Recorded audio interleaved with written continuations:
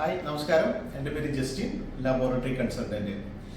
ഞാൻ ഇന്ന് നിങ്ങൾക്കൊരു മെഷീനെ കുറിച്ചൊന്ന് പരിചയപ്പെടുത്തി തരാൻ വേണ്ടിയിട്ടാണ്. അതിൻ്റെ ഫീച്ചേഴ്സ്, അതിൻ്റെ ഇൻബിൽട്ടുള്ള സ്പെയർ പാർട്സിൻ്റെ കാര്യങ്ങളും, പ്ലസ് അതുപോലെ തന്നെ ഒരു ലാബ് ഓണർ അല്ലെങ്കിൽ സെമി ഓട്ടോ അനലൈസർ പർച്ചേസ് ചെയ്യുമ്പോൾ നിങ്ങൾ എന്തൊക്കെ ശ്രദ്ധിക്കണം, അതിൻ്റെ ക്വാളിറ്റി എങ്ങനെ ശ്രദ്ധിക്കണം, അതിൻ്റെ ഫീച്ചേഴ്സ് എന്തൊക്കെ ശ്രദ്ധിക്കണം എന്നുള്ള ഒരു വീഡിയോ കൂടിയാണ് ഇത് വരുന്നത്. കുറച്ച് ലെങ്തി ആയിട്ടുള്ള ഒരു വീഡിയോ ആയതുകൊണ്ട് ഞാൻ പാർട്ട് 1 പാർട്ട് 2 എന്നുള്ള രീതിയിൽ ഞാൻ അപ്ലോഡ് ചെയ്യാം. ഇത് തീർച്ചയായും ലബോറട്ടറി ഓണേഴ്സ് കണ്ടിരിക്കേണ്ട ഒരു വീഡിയോ ആണ്. കാരണം നമ്മളൊരു മെഷീൻ പർച്ചേസ് ചെയ്യുമ്പോൾ മാർക്കറ്റിൽ പല ക്രൈറ്റീരിയകളുണ്ട്. പക്ഷേ പല ലാബ് ഓണേഴ്സും ചെയ്യുന്ന പ്രൈസ് മാത്രമാണ് നോക്കുന്നത്. പ്രൈസ് മാത്രം നോക്കിയത് കൊണ്ട് മാത്രം നമുക്കൊരു ക്വാളിറ്റി ലാബ് അല്ലെങ്കിൽ ക്വാളിറ്റി റിസൾട്ട് നമുക്ക് റൺ ചെയ്ത് കൊണ്ടുപോകാൻ പറ്റില്ല. പല മാർക്കറ്റിൽ പല മെഷീൻസും അവൈലബിൾ ആണ്. എൻ്റെ ഒരു അറിവനുസരിച്ച് ഞാനിപ്പോൾ ഒരു 15 വർഷത്തോളമായി ഈ ഫീൽഡിൽ എക്സ്പെർട്ടാണ്. എൻ്റെ ഒരു അറിവനുസരിച്ച് ഒരു 40,000 അല്ലെങ്കിൽ ഒരു 30,000 മുതൽ നമുക്ക് സെമി ഓട്ടോ മെഷീൻസ് മാർക്കറ്റിൽ അവൈലബിൾ ആണ്. പക്ഷേ ഇതിൽ വരുന്ന ഒരു പ്രോബ്ലം എന്ന് പറഞ്ഞാൽ ഈ 30,000 അല്ലെങ്കിൽ 40,000 ഈ കാറ്റഗറി അല്ലെങ്കിൽ ഇതുപോലെയുള്ള ബ്രാൻഡുകൾ വരുമ്പോൾ നിങ്ങൾ ശ്രദ്ധിക്കേണ്ട കുറച്ച് കാര്യങ്ങളുണ്ട്. അത് ഇത് ഈ വീഡിയോയിൽ കണക്റ്റഡ് ആണ്. പ്ലസ് ഇതിൻ്റെ സ്പെയർ പാർട്സുകളും ഏതൊക്കെ ഫീച്ചേഴ്സ് വേണം, ഏതൊക്കെ ഫിൽറ്റേഴ്സ് വേണം എന്നുള്ള ഇതും ഇതിനകത്ത് കവർ ചെയ്യുന്നുണ്ട്. പിന്നെ നിങ്ങൾക്ക് എല്ലാവർക്കും അറിയുന്ന പോലെ കേരളത്തിൽ ഇപ്പോൾ നിലവിൽ ഫേസ് ചെയ്തുകൊണ്ടിരിക്കുന്ന ഏറ്റവും വലിയ ഇഷ്യൂ വരാൻ പോകുന്ന അല്ലെങ്കിൽ വന്നുകൊണ്ടിരിക്കുന്ന ഒരു ക്ലിനിക്കൽ എസ്റ്റാബ്ലിഷ്മെന്റ് ബില്ല് പാസ്സാവുന്നുണ്ട്. ഈ ബില്ലിനകത്ത് എന്തൊക്കെ മെഷീൻസ് ആണ് ഉപയോഗിക്കാൻ പറ്റുക, ഏതൊക്കെ ഫീച്ചേഴ്സ് മെഷീൻസ് വേണം എന്നുള്ളതെല്ലാം ഞാൻ ഇതിനകത്ത് കവർ ചെയ്യുന്നുണ്ട്. അപ്പോൾ ഈ വീഡിയോ തീർച്ചയായും ഒരു ലാബ് ഓണർ ആണ് അല്ലെങ്കിൽ ഒരു മെഷീൻ മേടിക്കാൻ പോകുന്ന ഒരു വ്യക്തിയാണ് നിങ്ങളെങ്കിൽ തീർച്ചയായും ഈ വീഡിയോ കാണാം. പ്ലസ് ഞങ്ങളുടെ ഒരു പ്രൊഡക്റ്റിന്റെ കുറച്ച് ഫീച്ചേഴ്സും അതിന്റെ ബാക്കി കാര്യങ്ങളും ഞാൻ ഈ വീഡിയോയിൽ ഇൻക്ലൂഡ് ചെയ്യുന്നുണ്ട്. നമുക്ക് AGT ബയോമെഡിക്കലിന്റെ ഒരു 2020 എന്ന് പറഞ്ഞൊരു മോഡലിന്റെ ജസ്റ്റ് ഫീച്ചേഴ്സ് കാര്യങ്ങൾ ഞാൻ നിങ്ങൾക്കൊന്ന് ഇൻട്രൊഡ്യൂസ് ചെയ്തുതരാം.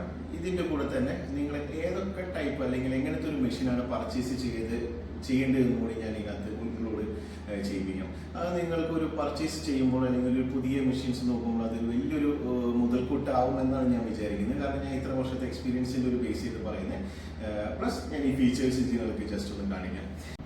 നമുക്ക് ഈ മെഷീൻ്റെ മെനു വരുന്നത് ഈ ഒരു പ്ലാറ്റ്ഫോമിലാണ്. മെനു വരുന്നത് ഇതിൻ്റെ analyse, parameter, quality control, view data, service, setup, ഇത് പവർ ഓഫ് ചെയ്യാൻ, ഇത് വാഷ്, ഇത് സോഫ്റ്റ്വെയർ വെർഷൻസ്, ഇത് ടൈം, ഡേറ്റ് കാര്യങ്ങളും. ഇതാണ് ഇതിൻ്റെ മെനുവിൽ വരുന്ന കാര്യങ്ങൾ.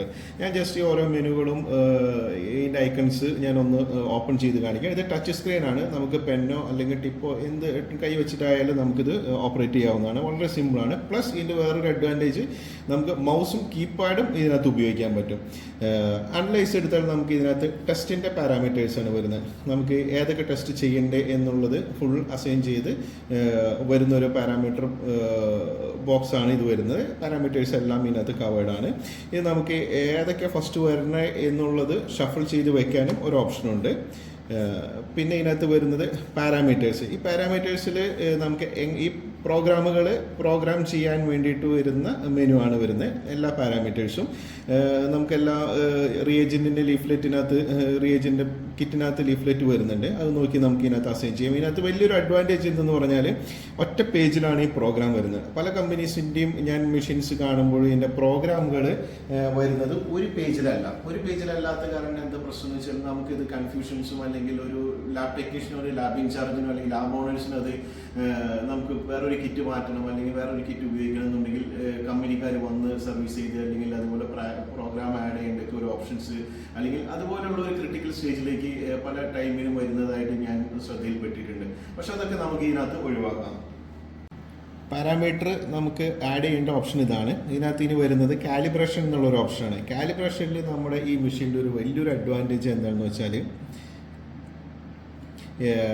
Factor 1 2 multi point spline, parabola, logistic, ഇതുപോലെ എല്ലാ പാരാമീറ്ററും, അതായത് എല്ലാ കാലിബ്രേഷൻ നമുക്ക് ചെയ്യാൻ പറ്റുന്ന ഒരു മെഷീനെ. ആക്ച്വലി ഇത് സത്യത്തിൽ ഒരു സെമി ഓട്ടോ അനലൈസർ ആണെന്നുണ്ടെങ്കിലും ഒരു ഫുള്ളി ഓട്ടോ മെഷീനിൽ ചെയ്യാൻ പറ്റുന്ന എല്ലാ പ്രോഗ്രാമുകളും നമുക്ക് ഈ സെമി ഓട്ടോ അനലൈസറിൽ ചെയ്യാൻ പറ്റും. പല മെഷീനിൽ ഞാൻ കാണുന്ന ഒരു ഡീമെറിറ്റ്സ് എന്താണെന്ന് വെച്ചാൽ നമുക്ക് ഒരു സ്പെഷ്യൽ പാരാമീറ്റർ ചെയ്യണം, അല്ലെങ്കിൽ ടർബുലോമെട്രി ടെസ്റ്റുകൾ ചെയ്യണം, അതുപോലെയുള്ള ലീനിയർ അല്ലെങ്കിൽ നോൺ ലീനിയർ ടെസ്റ്റുകൾ ചെയ്യണം, അല്ലെങ്കിൽ 1 point 2 point multi point spline അതുപോലെയുള്ള ടെസ്റ്റുകൾ അല്ലെങ്കിൽ അതുപോലെയുള്ള പാരാമീറ്റേഴ്സ് ചെയ്യണം. പല മെഷീനുകളിലും ഇത് ചെയ്യാൻ പറ്റില്ല. ഇത് എന്ത് വരുന്നതെന്ന് വെച്ചാൽ പല കമ്പനിക്കാർ വന്നിട്ട് മെഷീന്റെ കാര്യം പറയും, പക്ഷെ ഇതുപോലുള്ള ടെസ്റ്റുകളോ അല്ലെങ്കിൽ ഇതുപോലുള്ള കാര്യങ്ങൾ ചെയ്യാൻ പറ്റുന്നോ അല്ലെങ്കിൽ പറ്റുന്നില്ല എന്നുള്ള കാര്യമൊന്നും കറക്റ്റായിട്ട് കസ്റ്റമറായിട്ടോ അല്ലെങ്കിൽ എൻഡ് യൂസറായിട്ട് കമ്മ്യൂണിക്കേറ്റ് ചെയ്യാറില്ല. പക്ഷെ ഇതിന്റെ ഏറ്റവും വലിയൊരു അഡ്വാൻറ്റേജ് എന്ന് വെച്ചാൽ നമുക്കൊരു ഫുള്ളി ഓട്ടോ മെഷീനിൽ വരുന്ന എല്ലാ ഫീച്ചേഴ്സും നമുക്ക് ഇതിനകത്ത് കവേർഡ് ആണ്. ഇൻക്ലൂഡിങ് ഈ മെഷീൻ്റെ വേറൊരു അഡ്വാൻറ്റേജ് എന്ന് പറഞ്ഞാൽ 8 ഫിൽറ്റർ വരുന്നുണ്ട്. പല മാർക്കറ്റിലുള്ള മെഷീൻസ് നിങ്ങൾ ശ്രദ്ധിച്ചാൽ അറിയാം 6 ഫിൽറ്റേഴ്സ് മാത്രമേ വരുന്നുള്ളൂ, അല്ലെങ്കിൽ ഒരു 7 ഫിൽറ്റേഴ്സ് വരെ മാത്രം. ഈ 8 ഫിൽറ്റർ വരുമ്പോൾ നിങ്ങൾക്ക് എന്തൊരു അഡ്വാൻറ്റേജ് എന്ന് വെച്ചാൽ നിങ്ങൾക്ക് എല്ലാ റേഞ്ചിലുള്ള പാരാമീറ്റേഴ്സും അല്ലെങ്കിൽ ഒരു സ്പെഷ്യൽ ടെസ്റ്റ് ചെയ്യണമെങ്കിൽ പോലും നമുക്ക് ഈ പറഞ്ഞ സെമി ഓട്ടോ അനലൈസറിൽ ചെയ്യാം. പക്ഷെ നിങ്ങൾ ആലോചിച്ച് നോക്കും, ഒരു 6 ഫിൽറ്റർ ആണെങ്കിൽ നിങ്ങൾക്ക് എല്ലാ റേഞ്ച് ഓഫ് പാരാമീറ്റേഴ്സും ചെയ്യാൻ പറ്റില്ല. കുറച്ച് ടെസ്റ്റുകളൊക്കെ നമ്മൾ റഫറൽ ലാബുകളിലേക്ക് അല്ലെങ്കിൽ പുറത്ത് ലാബുകളിലേക്ക് വിടേണ്ടി വരും. അങ്ങനെ വരുമ്പോൾ നിങ്ങളുടെ ലാബിന്റെ റെപ്യൂട്ടേഷൻ അല്ലെങ്കിൽ റിസൾട്ടിന്റെ ക്വാളിറ്റിനെയൊക്കെ അത് എഫക്റ്റ് ചെയ്യും.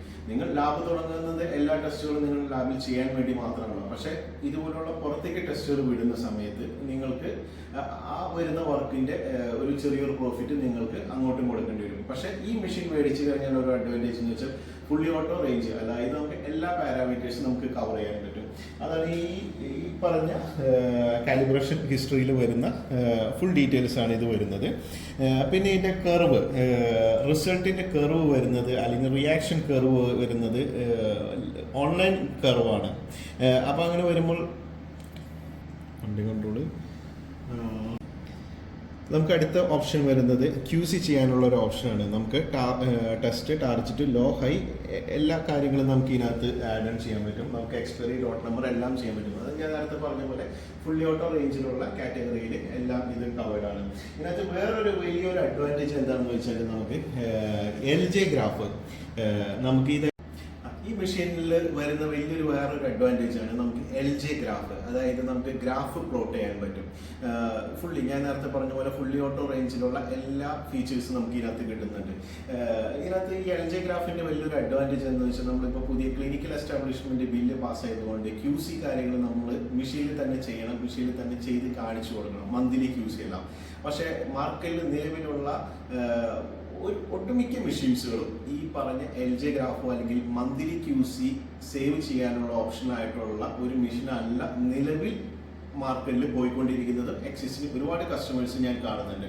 പക്ഷെ അവരെല്ലാം ഫേസ് ചെയ്യാൻ പോകുന്ന ഏറ്റവും വലിയൊരു ഇഷ്യൂ എന്താണെന്ന് വെച്ചാൽ ഈ ക്ലിനിക്കൽ എസ്റ്റാബ്ലിഷ്മെന്റ് ബില്ല് പാസ്സായി കഴിഞ്ഞാൽ ഈ മെഷീൻ നമുക്ക് ഉപയോഗിക്കാൻ പറ്റുമോ ഇല്ലയോ എന്നുള്ള ഒരു കൺഫ്യൂഷനാണ്. അതിന് മെയിൻ ആയിട്ടുള്ള റീസൺ ഈ പറഞ്ഞ QCയുടെ ചാർട്ട് ഒരു ഹെൽത്തിൽ നിന്നോ അല്ലെങ്കിൽ മറ്റിടത്തു നിന്നോ അല്ലെങ്കിൽ ഈ ക്ലിനിക്കൽ എസ്റ്റാബ്ലിഷ്മെന്റ് പോലെ അവരുടെ അതോറിറ്റികളിൽ നിന്നോ വന്ന് ചോദിച്ചാൽ നമുക്ക് കാണിച്ചു കൊടുക്കാനായിട്ട് മെഷീനിൽ തന്നെ കാണിച്ചു കൊടുക്കാനായിട്ട് ഓപ്ഷൻ ഇല്ല.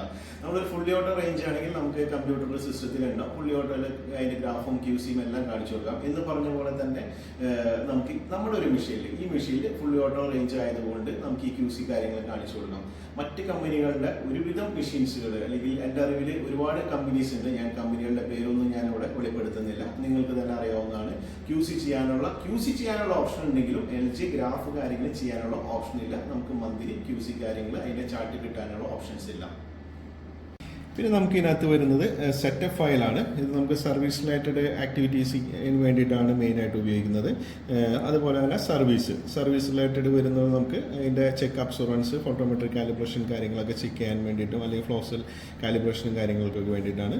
പിന്നെ വ്യൂ ഡാറ്റ, ഈ വ്യൂ ഡാറ്റയിൽ നമുക്ക് പേഷ്യൻറ്റിൻ്റെ ഫുൾ ഡാറ്റ പ്ലസ് റിസൾട്ടുകൾ നമുക്കിതിനകത്ത് കിട്ടും. ഇതിൻ്റെ റിസൾട്ട് ഇൻക്ലൂഡിങ് ഗ്രാഫ് ഉൾപ്പെടെയാണ് ഇതിനകത്ത് റിസൾട്ടുകൾ കിട്ടുന്നത്. ഇതാണ് നമുക്ക് വരുന്ന ഫീച്ചേഴ്സ് കാര്യങ്ങളും ഇതിൻ്റെ മെനുവും കാര്യങ്ങളും. ഞാൻ നെക്സ്റ്റ് വീഡിയോയോടുകൂടി നിങ്ങൾക്ക് ഈ മെഷീൻ ഓപ്പൺ ചെയ്ത് ഇതിൻ്റെ ഉള്ളിലുള്ള ക്വാളിറ്റിയും അല്ലെങ്കിൽ ഉള്ളിലുള്ള ഇത്രയ്ക്കാണ് ഈ മെഷീൻ്റെ ഫീച്ചേഴ്സ് കാര്യങ്ങളും വരുന്നത്. നമുക്ക് നെക്സ്റ്റ് ഒരു വീഡിയോയോടുകൂടി ഞാൻ ഇതിൻ്റെ മെഷീൻ ഓപ്പൺ ചെയ്ത് ഇതിൻ്റെ ഉള്ളിലുള്ള സ്പെയർ പാർട്സുകളുടെ ക്വാളിറ്റിയും അല്ലെങ്കിൽ സ്പെയർ പാർട്സുകൾ എങ്ങനെയാണെന്നുള്ളത് കൂടി ഞാൻ കാണിച്ചു തരാം. ഇതിനകത്ത് നിങ്ങൾ ഈ വീഡിയോയുടെ ലാസ്റ്റ് ഞാൻ ഇനി ഒരു പുതിയൊരു ലാബ് തുടങ്ങാൻ പോകുന്ന അല്ലെങ്കിൽ ഒരു മെഷീൻ പർച്ചേസ് ചെയ്യാൻ ഉദ്ദേശിക്കുന്നവർ ഈ പറഞ്ഞ 3-4 പോയിന്റ് കൂടിയും വളരെ ശ്രദ്ധിച്ച് മാത്രം മെഷീൻ പർച്ചേസ് ചെയ്യാം. ഒന്നാമത്തെ പോയിന്റ്, നിങ്ങൾ ഫിൽറ്റേഴ്സ് എത്ര ഫിൽറ്റർ ഉണ്ട് എന്നുള്ളത് നോക്കാം. കാരണം നമുക്ക് ഫിൽറ്ററിന്റെ എണ്ണം കൂടുകയും കാര്യങ്ങൾ ചെയ്യുകയാണെങ്കിൽ നമുക്ക് എല്ലാ പാരാമീറ്റേഴ്സും ബയോകെമിസ്ട്രി ആയിട്ടുള്ള എല്ലാ പാരാമീറ്റേഴ്സും നമുക്ക് കവർ ചെയ്യാൻ പറ്റും. മാർക്കറ്റിൽ നിലവിൽ നിൽക്കുന്ന പല മെഷീൻസും 6 ഫിൽറ്റർ 7 ഫിൽറ്റർ വരെയുള്ളൂ. അപ്പോൾ അതൊന്ന് ശ്രദ്ധിക്കാം. രണ്ടാമത്, ക്ലിനിക്കൽ എസ്റ്റാബ്ലിഷ്മെന്റ് ബില്ല് പാസ്സാകുന്നുണ്ട്. നിങ്ങൾക്ക് അറിയാവുന്നതുപോലെ അതിനകത്ത് LJ ഗ്രാഫ് കാര്യങ്ങൾ ചെയ്യാൻ പറ്റുന്ന അല്ലെങ്കിൽ അതുപോലെയുള്ള ഗ്രാഫുകൾ പ്ലോട്ട് ചെയ്യാൻ പറ്റുന്ന മെഷീൻസ് ആണോ നോക്കാം. QC കാര്യങ്ങൾ എല്ലാ മെഷീനിലും നമുക്ക് ചെയ്യാൻ പറ്റും. പക്ഷേ ഈ ഗ്രാഫ് 3 ലെവൽ QC കാര്യങ്ങൾ ചെയ്യാൻ പറ്റുന്ന മെഷീൻ ആണോ നോക്കാം. പിന്നെ നമ്മൾ മെഷീൻസിന്റെ യൂസർ ഫ്രണ്ട്ലി ആണോ അല്ലെങ്കിൽ കളർ ഡിസ്പ്ലേ ആണോ. ഇപ്പോൾ പുതിയ മോഡേൺ ടെക്നോളജി എല്ലാവർക്കും അറിയാം, എല്ലാ മൊബൈലും കളർ ഡിസ്പ്ലേ ടച്ച് സ്ക്രീൻ കാര്യങ്ങളാണ്. അപ്പോൾ അതുപോലെയുള്ള മെഷീൻസ് ആണോ നോക്കാം. അങ്ങനെ വരുമ്പോൾ നമ്മൾ ഈ ലോങ് ടൈമിലേക്ക് അല്ലെങ്കിൽ 7-8 മണിക്കൂർ ഉപയോഗിക്കുമ്പോൾ നമുക്ക് കണ്ണിന് ഇറിറ്റേഷനോ കാര്യങ്ങളോ ഒന്നും തന്നെ ഉണ്ടാവില്ല. അതും വളരെ കൃത്യമായിട്ട് ശ്രദ്ധിക്കുക. പിന്നെ വേറൊരു കാര്യങ്ങൾ കൂടി, മെഷീൻ്റെ അവൈലബിലിറ്റി എന്ന് ഉദ്ദേശിച്ചത് നമ്മൾ മെഷീൻ ഏതൊരു പ്രൊഡക്റ്റ് മേടിച്ചാൽ അതിന് സർവീസ് ചെയ്യാൻ ആൾ വേണം, കാലിബ്രേഷൻ ചെയ്യാൻ ആൾ വേണം. അങ്ങനെയൊക്കെ ചെയ്യാൻ പറ്റുന്ന അല്ലെങ്കിൽ അതൊക്കെ പ്രൊവൈഡ് ചെയ്യാൻ പറ്റുന്ന അല്ലെങ്കിൽ ഈ പറഞ്ഞ ടൈം ടു ടൈം പീരിയോഡിക്കലി നമ്മൾ കാലിബ്രേഷൻ QC കാര്യങ്ങൾ ചെയ്യാൻ പറ്റുന്ന സ്റ്റാഫുകൾ കമ്പനികളിലുണ്ടോ അല്ലെങ്കിൽ കമ്പനി നിങ്ങളുടെ ഏരിയയിൽ ആക്റ്റീവ് ആണോ, ഡിസ്ട്രിബ്യൂട്ടേഴ്സ് ആക്റ്റീവ് ആണോ, അല്ലെങ്കിൽ നമുക്ക് സർവീസ് സപ്പോർട്ട് കിട്ടുന്ന പ്രൊഡക്റ്റ് ആണോ എന്നുള്ളത് കൃത്യമായിട്ട് നോക്കാം. പലരും ചെയ്യുന്ന അല്ലെങ്കിൽ മെഷീൻ്റെ റേറ്റ് മാത്രം നോക്കി മെഷീൻ മേടിച്ചു വയ്ക്കും. ആഫ്റ്റർ സർവീസ്, അതായത് കാലിബ്രേഷൻ അല്ലെങ്കിൽ ഏതെങ്കിലും QC കാര്യങ്ങൾ ചെയ്യണം അല്ലെങ്കിൽ എന്തെങ്കിലും സർവീസ് റിലേറ്റഡ് ഇഷ്യൂ വന്നു കഴിഞ്ഞാൽ നമുക്ക് അല്ലെങ്കിൽ അതിനുള്ള എന്തെങ്കിലും സ്പെയർ പാർട്സ് വേണ്ടി വന്നു കഴിഞ്ഞാൽ നമുക്ക് അതിന് സർവീസ് അവൈലബിലിറ്റി ഇല്ലാത്ത ഒരുപാട് മെഷീൻസ് ഫീൽഡിലുണ്ട്. അവർ നോക്കുന്ന ഒറ്റൊരു ഫാക്ടർ മാത്രമേ ഉള്ളൂ, ഇൻസ്ട്രുമെന്റിന്റെ പ്രൈസ് മാത്രം. പക്ഷെ ഇതെല്ലാം ഉണ്ടോ എന്ന് കൂടി നോക്കിയിട്ട് നിങ്ങൾക്ക് എടുക്കുകയാണെങ്കിൽ ഒരു മെഷീൻ പർച്ചേസ് മിനിമം നമുക്ക് ഒരു 5 വർഷമെങ്കിലും നമുക്ക് ഈ മെഷീൻ ഉപയോഗിച്ചുകൊണ്ട് പോകാൻ പറ്റും. അപ്പോൾ ഇതെല്ലാവരും കൃത്യമായിട്ട് ശ്രദ്ധിക്കുമെന്ന് ഞാൻ വിചാരിക്കുന്നു. ഓക്കെ, ഈ വീഡിയോ എല്ലാവർക്കും ഒരു നല്ലൊരു തിരിച്ചറിവും അല്ലെങ്കിൽ നല്ലൊരു പ്രോഡക്റ്റ് പർച്ചേസ് ചെയ്യാനുള്ള ഹെൽപ്പും ചെയ്യട്ടെ എന്ന് ഞാൻ വിചാരിക്കുന്നു. Okay, thank you.